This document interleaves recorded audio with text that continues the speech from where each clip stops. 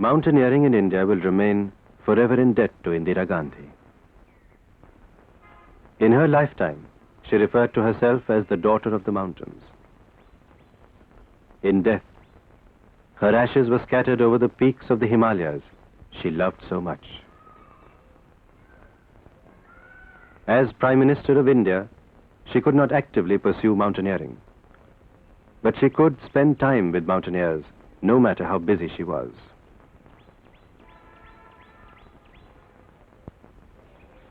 This was the team which was going to attempt Everest. India's first mixed expedition to Mount Everest, possible because of her encouragement and blessings. I was in school up in the mountains, also in Switzerland. So we were constantly, of course it snowed for every winter, it snowed. We went on nothing like mountaineering, but small treks and expeditions on the mountains. Which you were also participating. And I've done a great deal of trekking in the mountains in Kashmir and Himachal. Since Panditji has also been actually a founder of much of the mountaineering movement in India, would you be able to narrate his fondness for mountains, any incident which has meant something to him or to you both together? Well, I don't think it's an incident that means anything. It's a feeling for mountains which is a part of oneself. But he has himself described it in some of his trips, and I know that when he was released from jail in 45, I think it was, after the Quit India. The very first thing we did was to take him on a trek in the mountains in Kashmir. We did a 3-week trek. We crossed over various places from Pahalgaon to Sonmarg, and for 3 weeks we were continuously on the move. The team is going up to Everest with girls for the first time at this competition. Would there be some sort of message you'd like to give? Well, I wish them all success, and I hope everybody will come back safe and sound. And any message for people who want to take to adventure or to mountaineering, young people in this country? Well, adventure should be a part of everybody's life. I think that's the whole difference between being fully alive and just existing. She wished us good luck and said farewell. Little did we know that it was forever.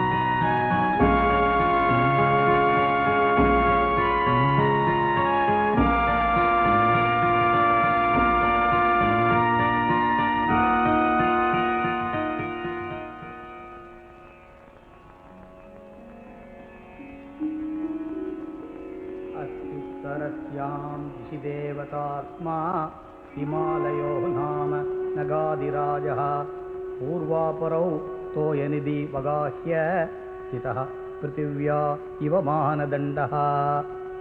Says Kalidas, the immortal Indian poet,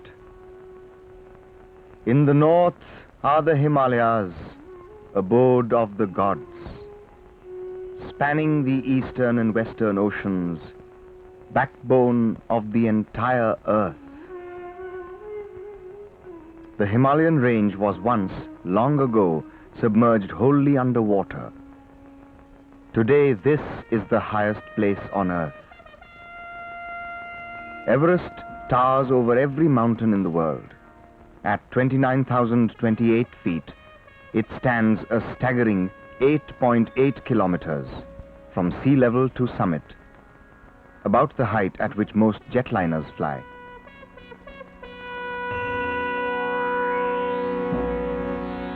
Ben Nevis, Fujiyama, Mont Blanc are dwarfs in comparison. These are the members of India's first mixed expedition to Mount Everest, led by Colonel D.K. Khullar.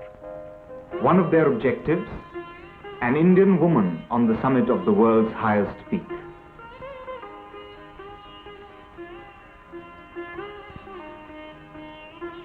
Four among these men and one woman, the first from India, have only just scaled this summit. Bachendri Pal, only the fifth and youngest woman in the world to climb Everest, comes from Nakuri village in Uttarkashi. She began her mountaineering career only in 1981. Colonel Darshan Kumar Khullar, leader of the expedition, is principal of the Himalayan Mountaineering Institute in Darjeeling.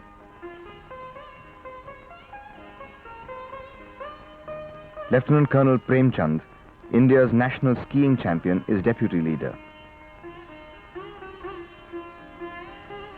Rita Gombu, grandniece of Tenzing and daughter of Nawang Gombu, the first man to climb Everest twice, is the first Indian woman to cross 8,000 meters. Phu Dorji, the first Indian on Everest after 19 years, completes the latter part of his climb without oxygen. Chandraprabha Aitwal, a school teacher from Uttarkashi, is among the 3 women to cross 8,000 meters. Sharavati Prabhu, an employee of the Tata Oil Mills Company Limited in Bombay, has also been the national judo champion.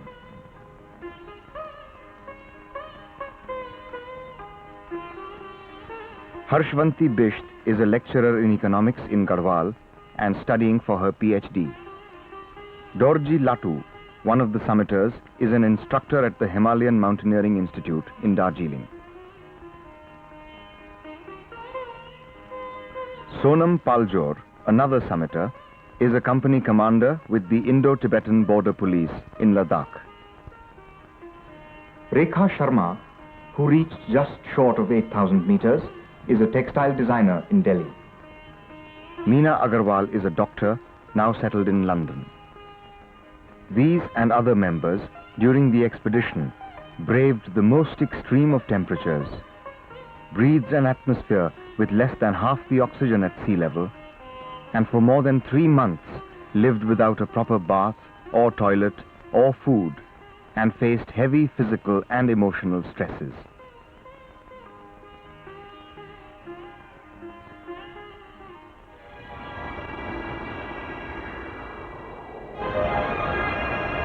Everest was discovered in the 1850s and named after the former Surveyor General of India, Sir George Everest. From 1922 onwards, a large number of tough and hardy adventurers attempted Everest from the north face or Tibet side.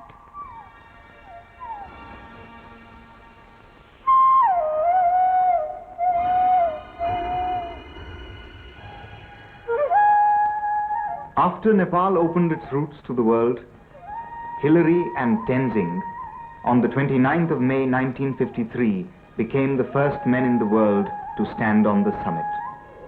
A new period of adventure began.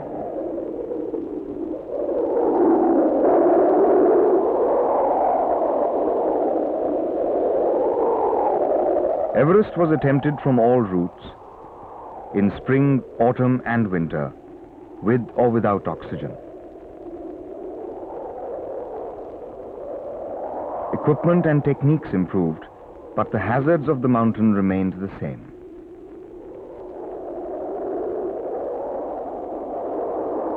Only 4 women had ever climbed Everest: Junko Tabei of Japan, Fantog of China, Wanda Ruktavich of Poland, Hannelore Schmatz of West Germany, and now Bachendri Pal of India. The 150-odd men to have reached the summit included 9 men of the 1965 Indian Everest expedition led by Captain M.S. Kohli. This was a world record that stood for 17 years. There had been 2 other unsuccessful but creditable Indian attempts in 1960 and 62.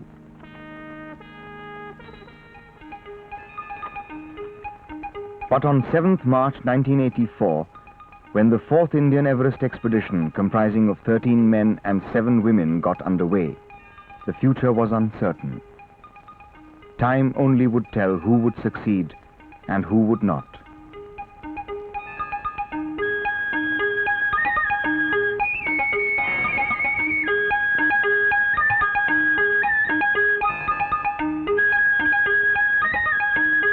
Kathmandu signals a change of mood.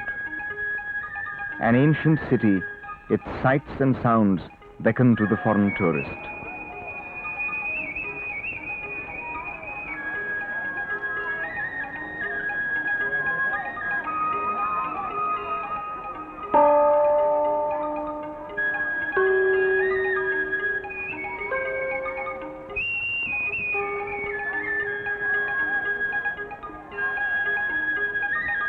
For the members, it is not only a time of prayer, but also of last-minute expedition purchases and packing.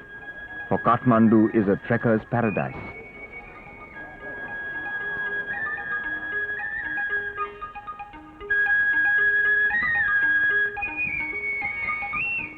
Hundreds of packing cases containing vital equipment, gear and rations lying in the storehouse of Yeti Travels, the coordinating agency for the expedition in Kathmandu, must be checked and transported.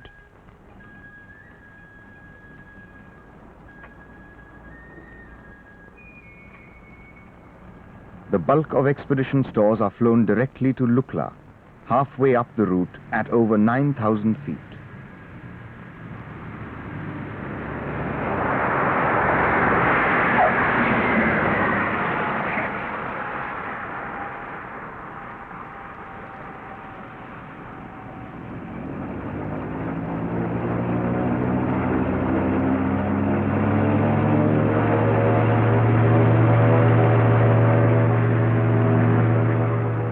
The cost of the 4th expedition is more than twice of the total of what we spent in the first 3. The amount is over 40 lakhs. It has certainly something to do with inflation, and then there are conditions here which make the prices much higher.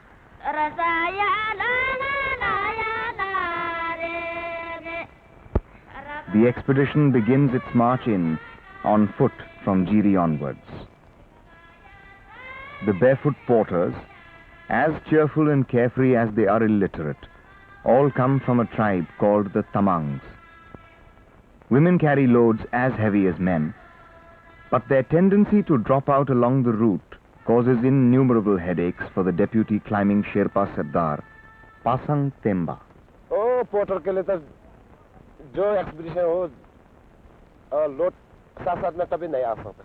Some पक्षी रहेगा, some load is left and behind, some load is coming with us, some much problem, you know. Well, I've been given responsibility of packing all the expedition equipment and stores, rations, and then transportation of all these from India till Kathmandu and beyond.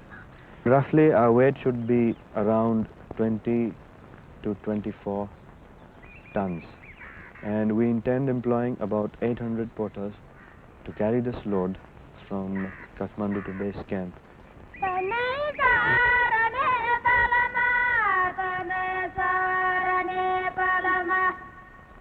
Changma at 6,000 feet. A cool morning in March. Better to start early, eat a quick breakfast and reach the next camp before the afternoon sun burns.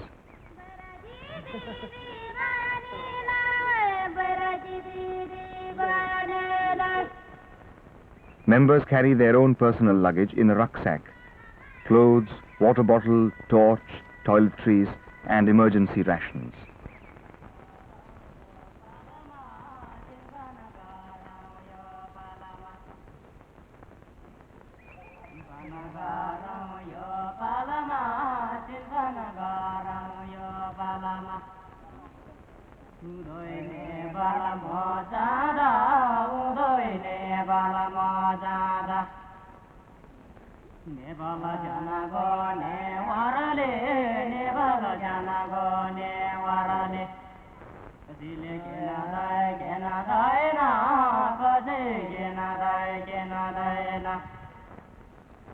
Personally, I feel that men are definitely stronger than well, me, for instance.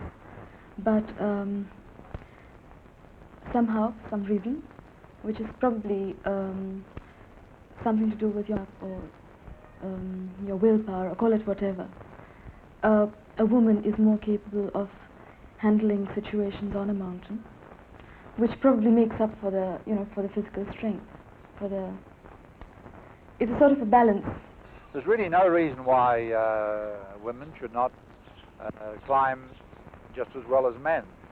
They're not as big and bulky and perhaps physically as robust, but many women climbers have a very delicate touch in climbing and are very good at technical climbing.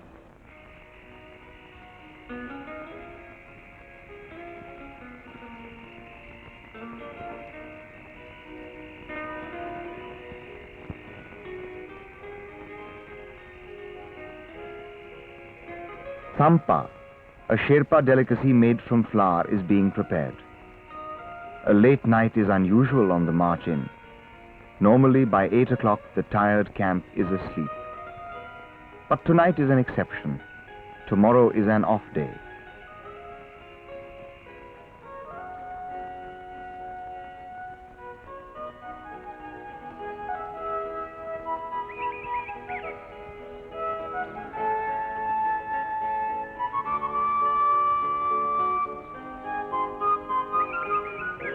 Junbesi at 8,800 feet.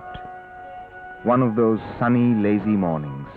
An ideal day for rituals and chores postponed so far.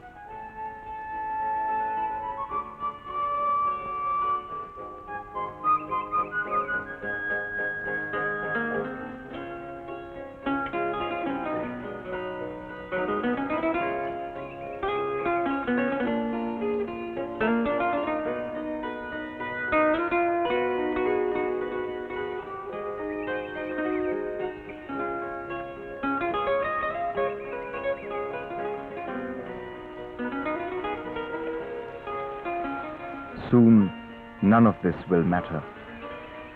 The civilized world will fall away, and with it, all its niceties.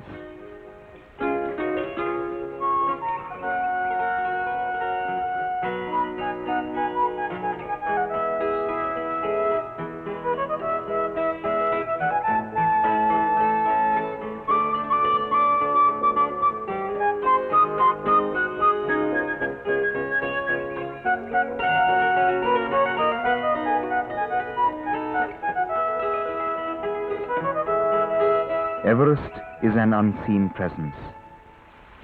The thundering waters of the Dudh Kosi, fed by melting snows from Everest, are a reminder of the icy world above.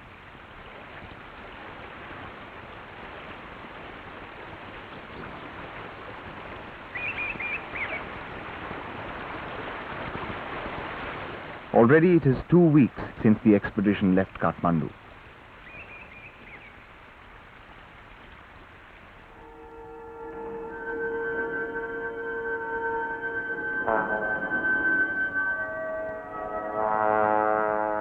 Namche Bazaar at 11,000 feet is the main home of the Sherpas. A popular stop for the trekking tourist, it has become a famous milestone on the route to Everest. Naturally, the local hotels provide such prized luxuries as a hot shower, even if they are somewhat improvised. One shower costs 10 Nepalese rupees, but is apparently worth it from the number of candidates, including a local yak.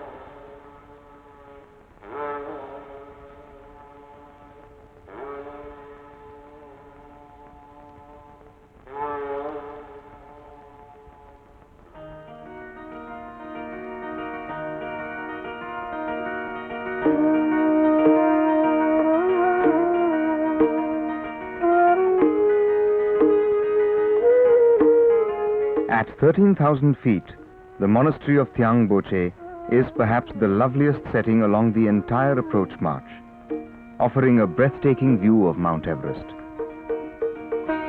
It is difficult to decide if it is more beautiful bare or after a night's snowfall. Such rapid changes of weather are fascinating at Thiang Boche, but they can be fatal at the higher reaches. Even here, problems of acclimatization hint at what lies ahead.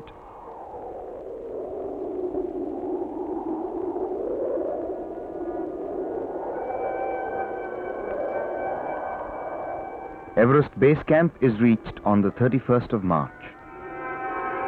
At nearly 18,000 feet, it is a world apart. Despite brief periods of occupation by an expedition, it is no man's land, a weird landscape of inhospitable ice and rock, where the yaks and Sherpas tread gingerly.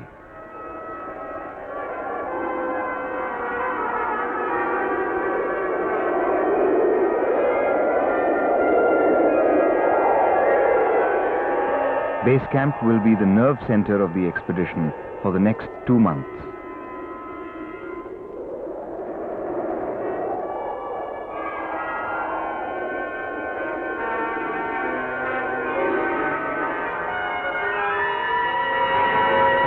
Above base camp lies the dreaded glacier, with its treacherous maze of deep crevasses and huge blocks of constantly moving, breaking ice, called Khumbu Glacier, or simply Ice Fall. The glacier falls a sheer 2,000 feet down the Everest Valley and is one of the most dangerous obstacles to Everest. Out of the dozens of deaths reported on Everest so far, nearly a fourth have taken place in just this area.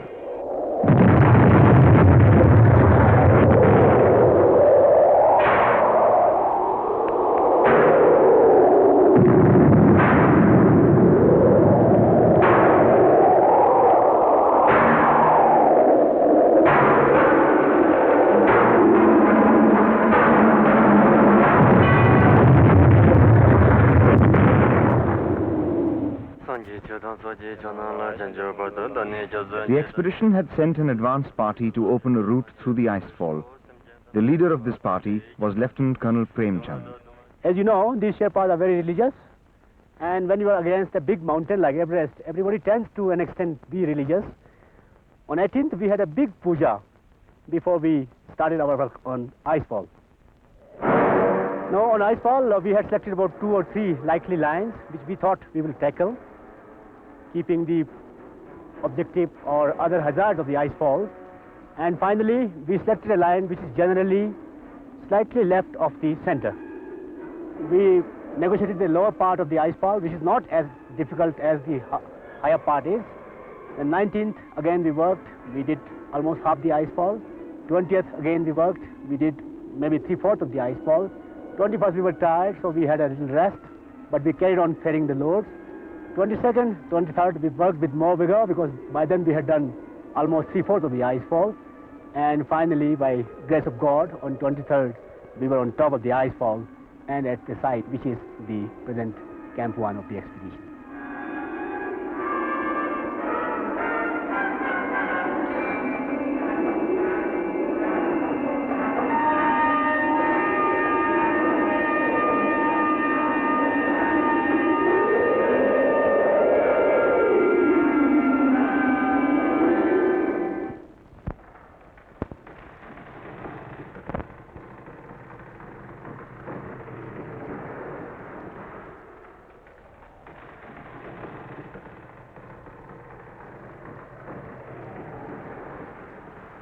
One of the members of the advance party was Dorji Latu.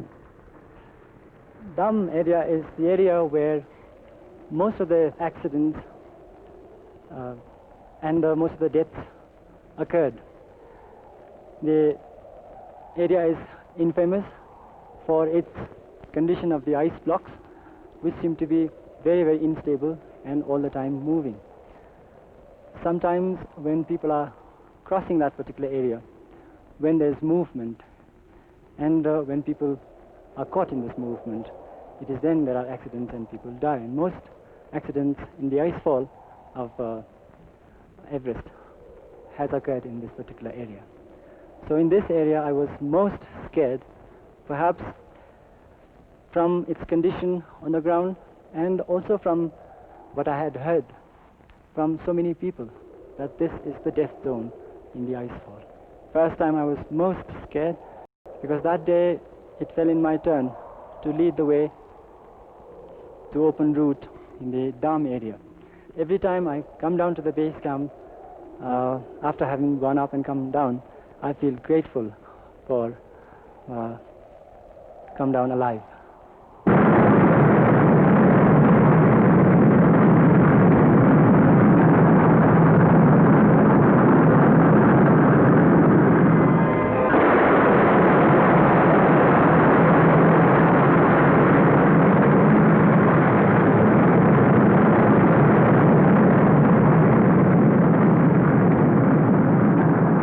Not everyone is so lucky. A collapsing wall of ice from Lola overlooking the icefall killed a Sherpa, Ang Rinjin, while ferrying loads to Camp 1 on the 26th of March. 5 other Sherpas were injured.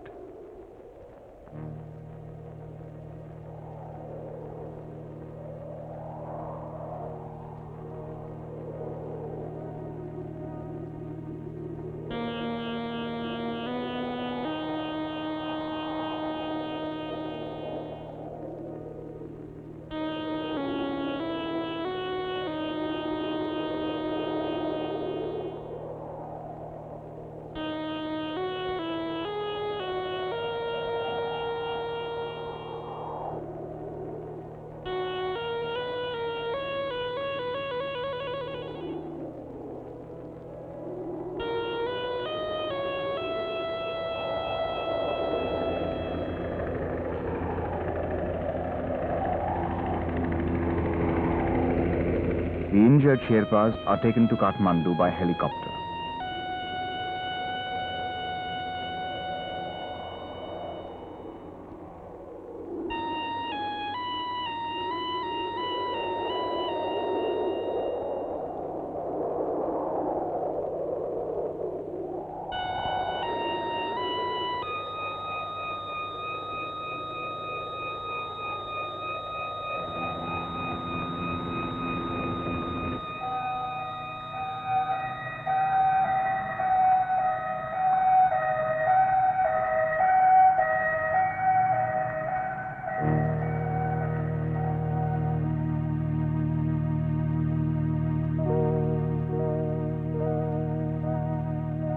They were still being treated at Kathmandu when a kitten boy, Jangbir, died of high-altitude sickness at base camp on the 28th. Ang Rinjin was buried at Dugla, where traditionally all Sherpas who die on Everest are buried. 2 deaths within 3 days. Everest had made its presence felt unmistakably.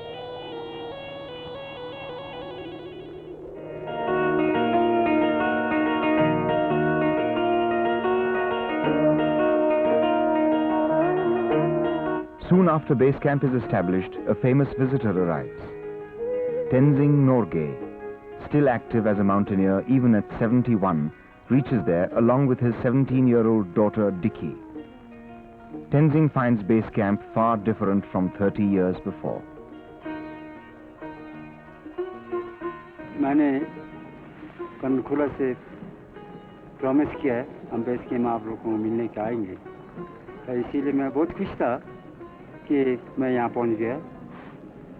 कि मैं देखता हूँ कि हर एक चीज़ बड़ा अच्छी तरह से चल रहा है।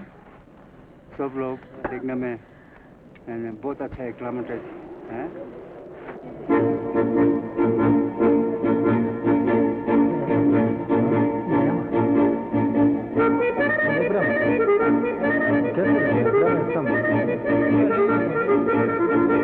The presence of the Bulgarian expedition camp next to the Indian base camp creates an oasis of friendship in bleak terrain.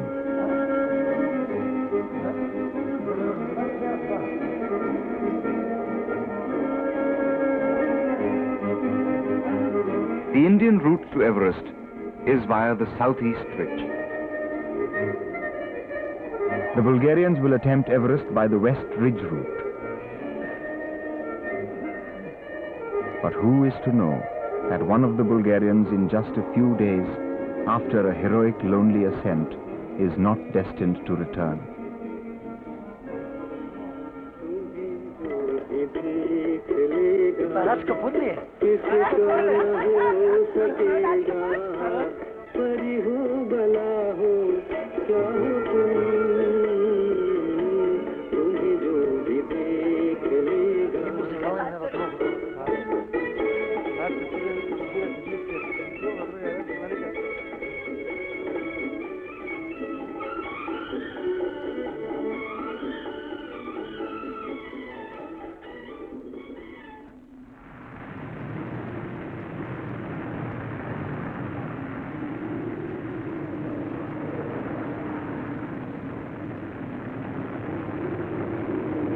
The grueling ferry of oxygen, food, tentage and equipment begins up the formidable icefall for the higher camps.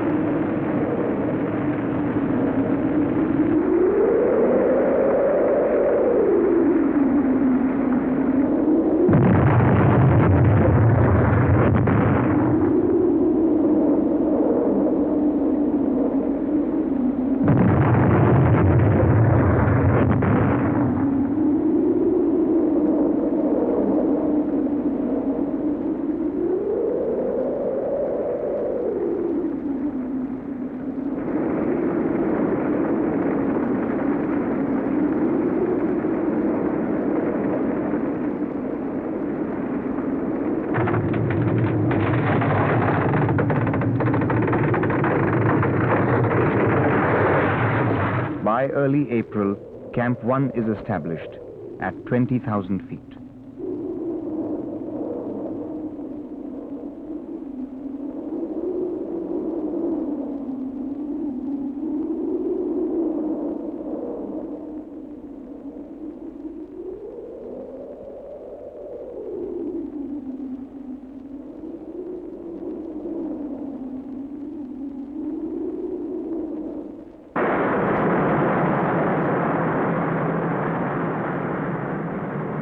Avalanches thunder down and across the single winding track from Camp 1 to Camp 2.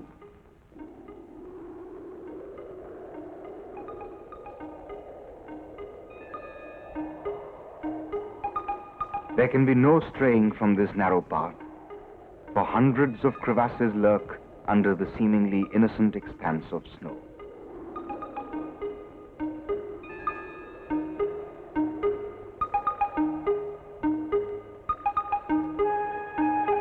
While supplies are dumped higher up to stock Camp 2, members return to spend the night at Camp 1. Temperatures here are below freezing point.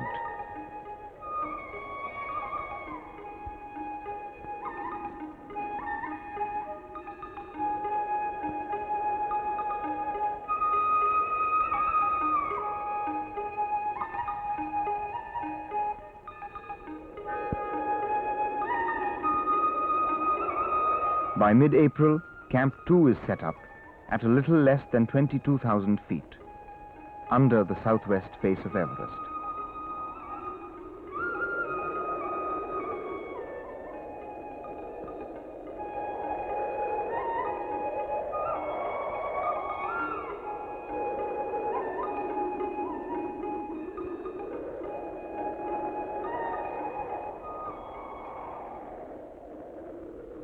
Situated at the head of the western Coombe, the gigantic Valley of Silence, Camp 2 is surrounded by mountains on three sides. Across the valley rises Nuptse at 25,840 feet. The wall of Lhotse rises a sheer 27,920 feet of hard blue ice.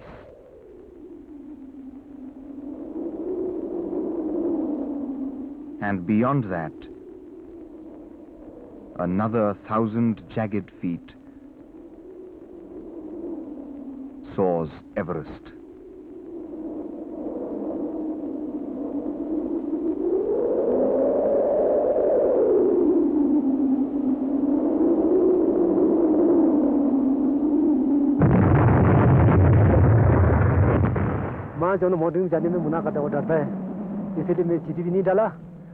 Pu Dorji, a member of the advance party, has told his family only that he is on official tour, lest they worry or disapprove. All at once clouds gather and the winds rise. April is known for bad weather, and though I think we would have been very happy if we had reached the South Col by now, but I don't think it's going to make any material difference.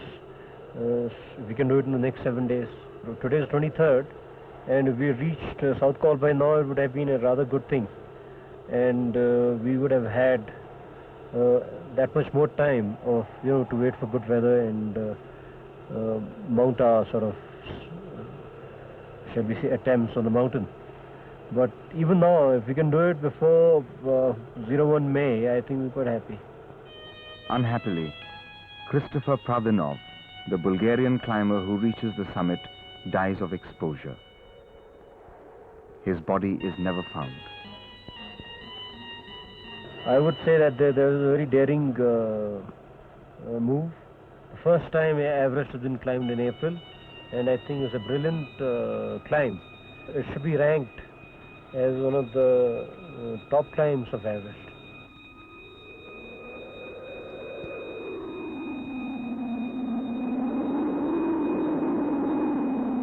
Camp 3 is set up a few days later in its precarious perch on the steep ice, under a snow bluff on the Lhotse face.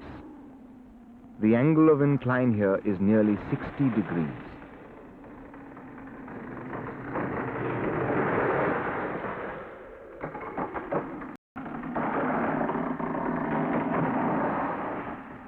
Camp 3 जो है एकदम से ice को काटकर IC के पास बना हुआ है।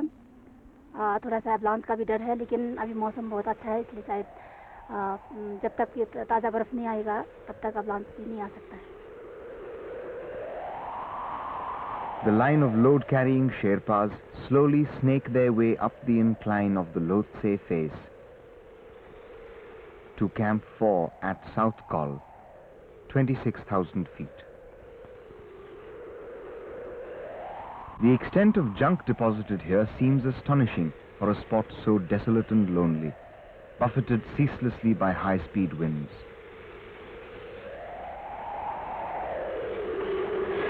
The physical effort involved in lifting even a few pounds of weight necessitates leaving behind even new tents and equipment once an expedition is over.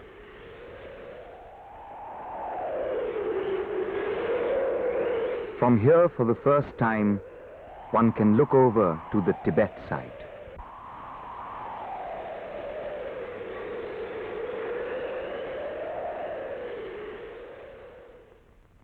The team for the summit is announced. Will I be included or won't I? It is a moment of suspense.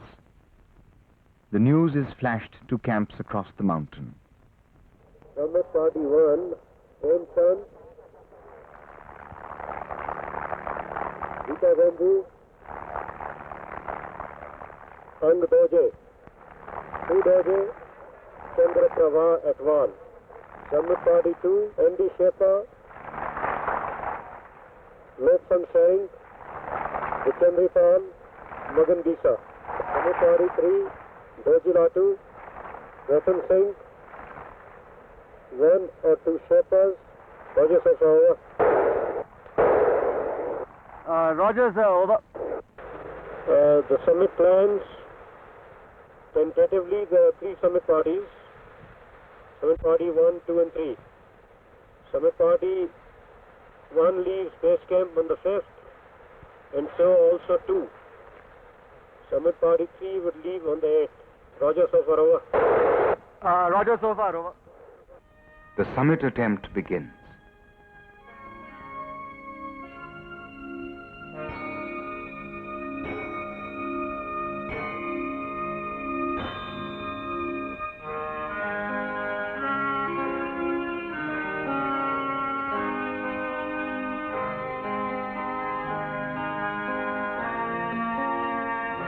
team members leave from base camp where they have been recuperating. They cannot stay long at high altitude, for with loss of appetite and strength, there is risk also of mental deterioration.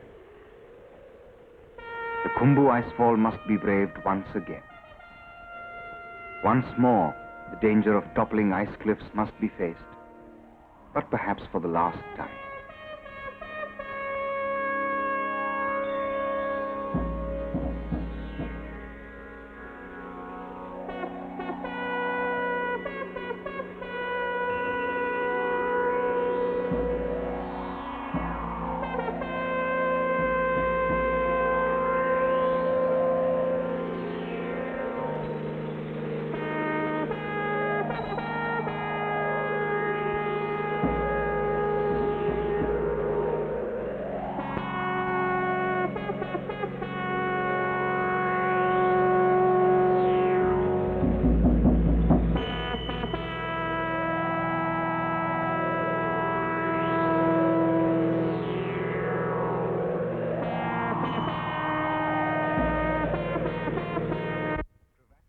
Split the valley from end to end.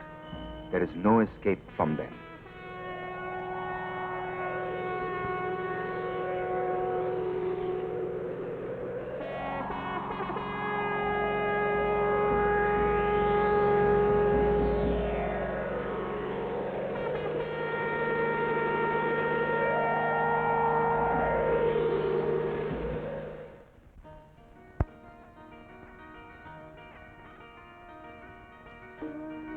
It is the 5th of May.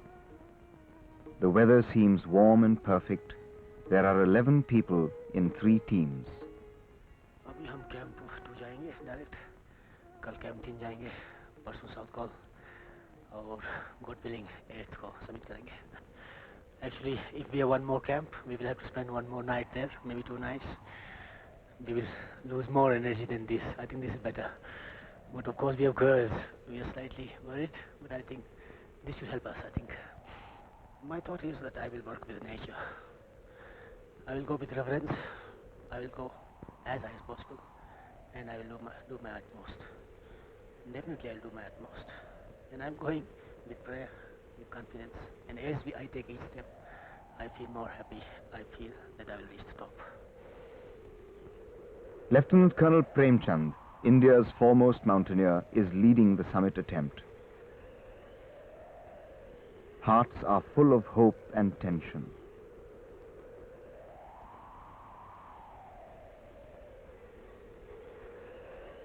Rita Gombu carries a talisman from her father to place on Everest.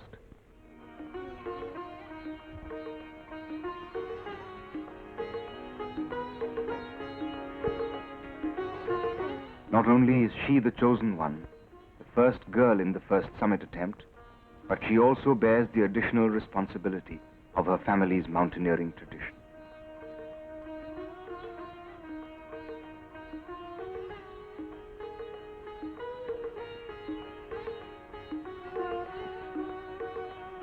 Expectations are at a pitch. Summit Camp, or Camp 5, will be set up at 28,200 feet, below the South Summit. But things begin to go wrong from the morning of the 8th, the summit day. Not enough Sherpas are fit to carry the load to establish Summit Camp. Phu Dorji carries his own load, plus the tent.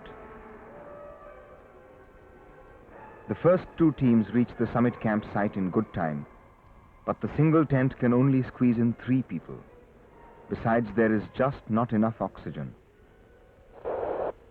You have reached Camp 5. After that frame over? We have only one stand. 3 members stay here. You want to go back over? Yes, because we are there better condition. And Rita and Almaty knows better player over. Well, I leave it to you. I feel rather sad about it, over. No problem, sir, no problem. I enjoy my training. It was good fun. But somebody has sacrificed for better people over. Prem, Roger, Well, I mean, the decision is entirely yours. I can't really sitting here, but I know, I mean, I was the first, what I was expecting was that God will be very kind to you, over. Colonel Premchand, in the highest traditions of mountaineering, voluntarily sacrifices his attempt and returns to South Col with Chandraprabha Aitwal.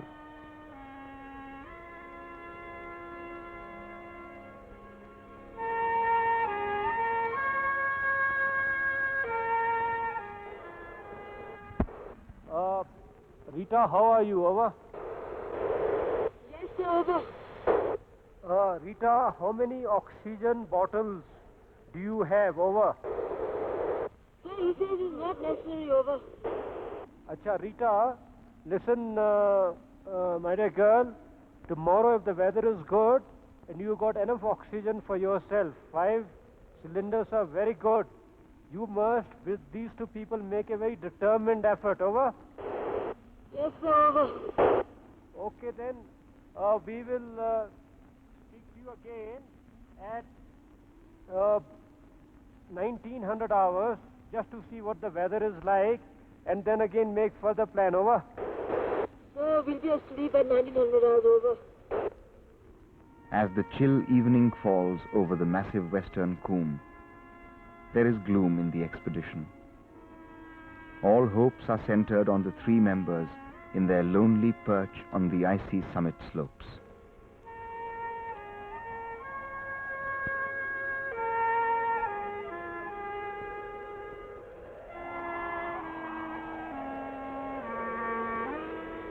Next morning, the weather turns bad. To make matters worse, Ang Dorji has slight frostbite.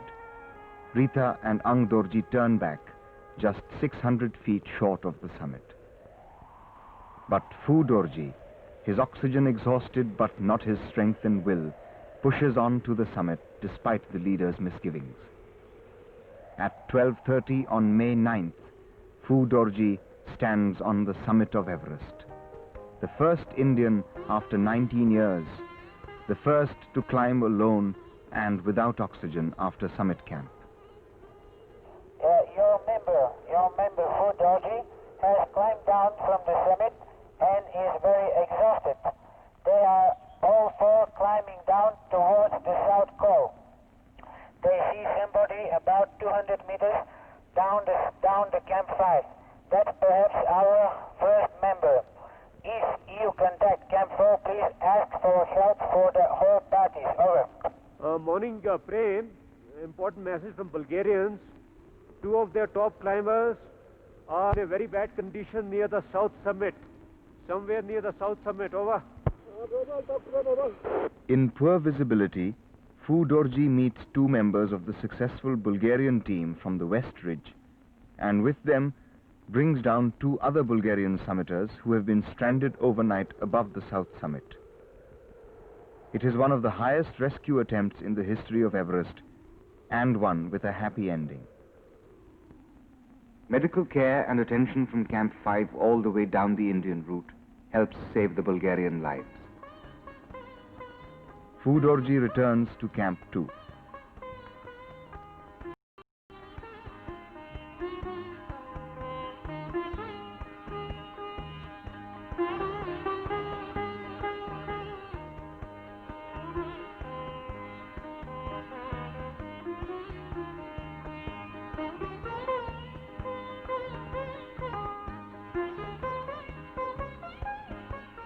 A period of rest after days of tension.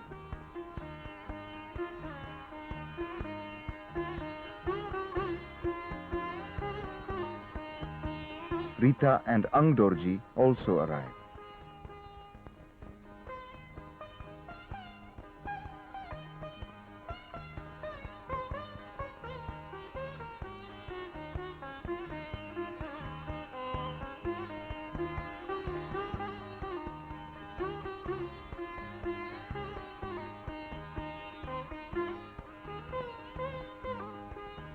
Something is gained, something lost.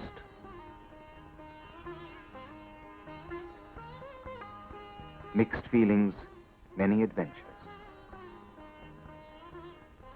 N.D. Sherpa and Lobsang Tshering help in the rescue of the Bulgarians. On May 10th, instead of attempting the summit, they returned to Camp 2 with the injured.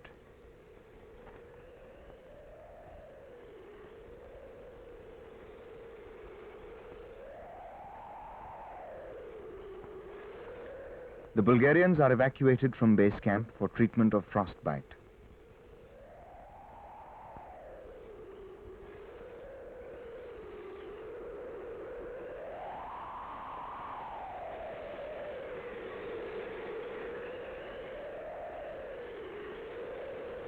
Soon after, they withdraw totally from the mountain. Their expedition is over. But the Indian object of putting a woman on the summit is yet unfulfilled.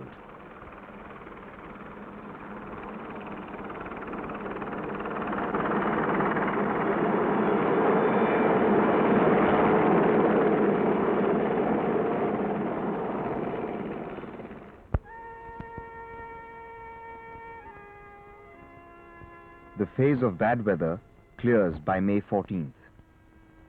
Two summit teams leave Camp 2 on May 15th. Rekha Sharma, Dorji Latu and Ratan Singh will make the first attempt from South Col on May 16th. N.D. Sherpa, Lobsang Tshering and Bachendri Pal, still recovering from 2 nights at high altitude the previous week, will rest at Camp 3 and move up to South Col to attempt the summit the next day.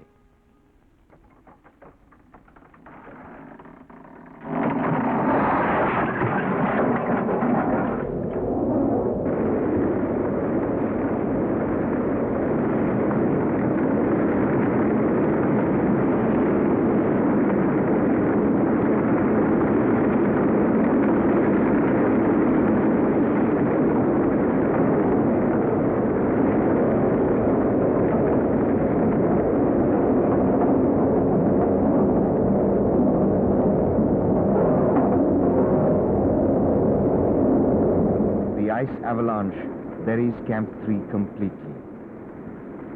Gashes and wounds apart, N.D. Sherpa has a broken rib and Chundan Karsang Sherpa a broken leg. It is a miracle that anyone has survived at all.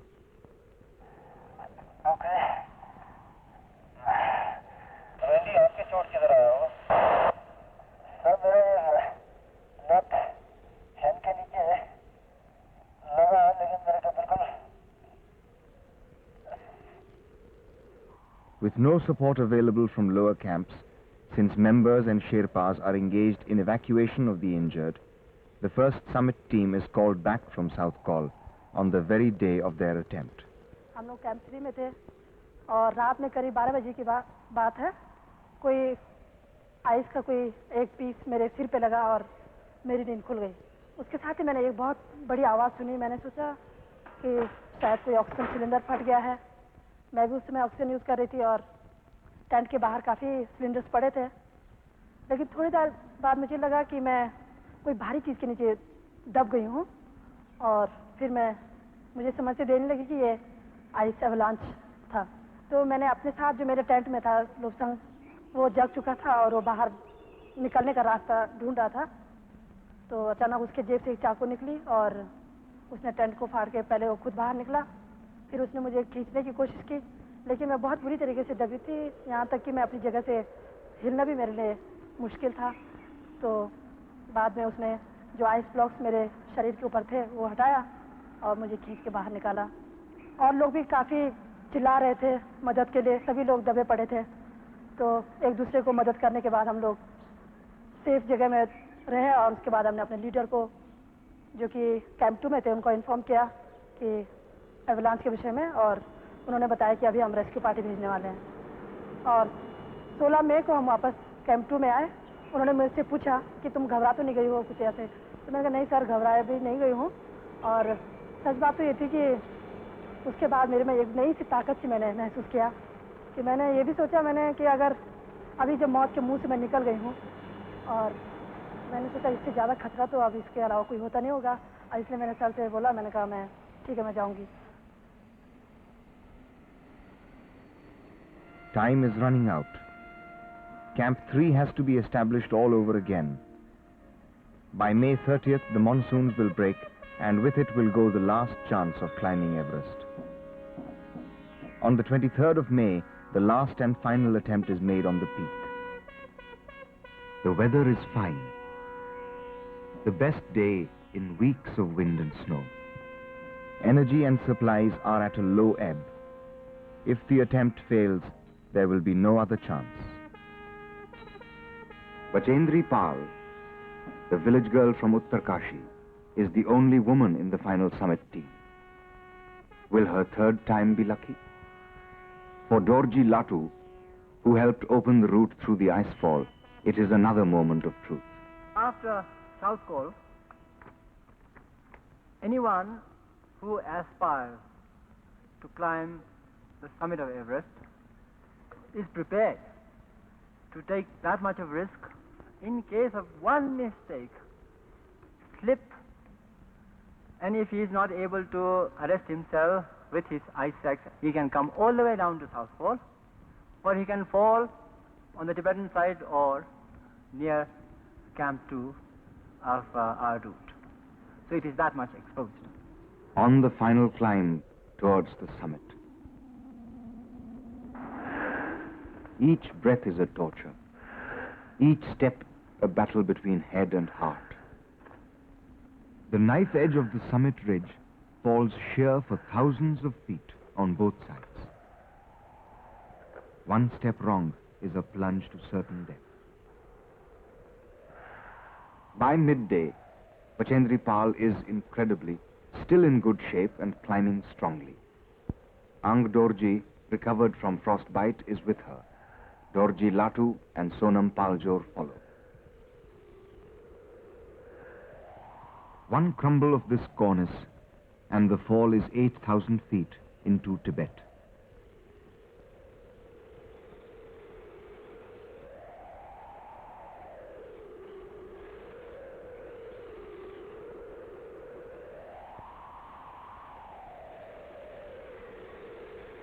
At 7 minutes past 1 on Wednesday, the 23rd of May, the summit of Everest is reached.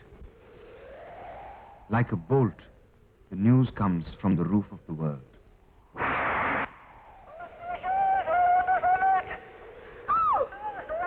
Oh, congratulations, congratulations! Well done, Latu. Very well done to Andoje. Very well done to Bachendri. Once again, I think you made the country proud of us. Bachendri Pal, the first Indian and fifth woman in the world on Everest. Dorji Latu and Sonam Paljor. Ang Dorji took this photograph at the highest point on Earth.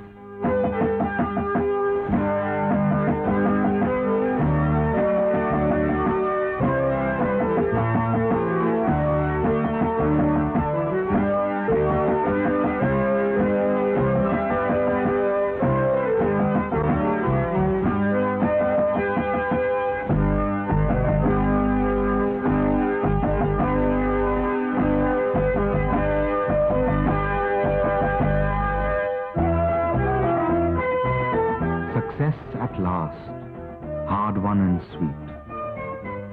Triumph, not only of an expedition, but of the spirit.